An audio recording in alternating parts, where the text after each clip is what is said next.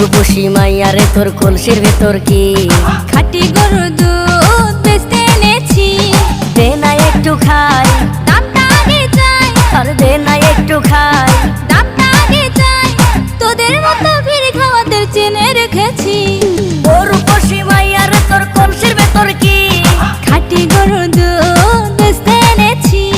ও রূপসী মাইয়ারে তোর কলসির ভেতর কি খাঁটি গরুর দুধ বেচতে এনেছি।